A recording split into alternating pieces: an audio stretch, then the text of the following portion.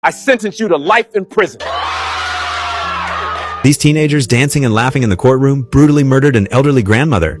Because they were minors, they thought they'd get the lightest sentence possible. But one statement from the judge wiped those smiles right off their faces. At the time, 73-year-old Linda Frickie had parked to make a phone call, but she had no idea that three 14-year-olds were slowly approaching her car door. Two of the teenagers yanked open the door of her silver Nissan. After they pepper sprayed the victim, the suspects appeared to kick and punch the grandmother. The teenagers forcibly dragged her out of the car and then drove off, but Linda's seatbelt was still wrapped around her body, so she got dragged along the road until her arm was crushed. Witnesses said her screaming lasted for 3 minutes. It was the most heartbreaking cry they'd ever heard.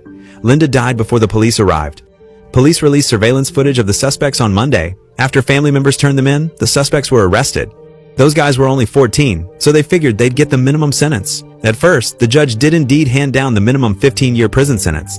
But at the final hearing, while the victim's family was crying in anguish, I just fell to the ground crying. I wish I could have helped my sister. I just wish I would have been there. those teenagers were laughing out loud and even dancing around in the courtroom. The judge saw absolutely zero remorse in them, so he decided to overturn his own ruling. I was willing to give you a chance to change, but all I saw was you smiling at the victim's family with no remorse. I sentenced you to life in prison. The new verdict made all those teenagers' smiles disappear completely. In the end, the 14-year-old was sentenced to life in prison, only eligible for parole after 40 years.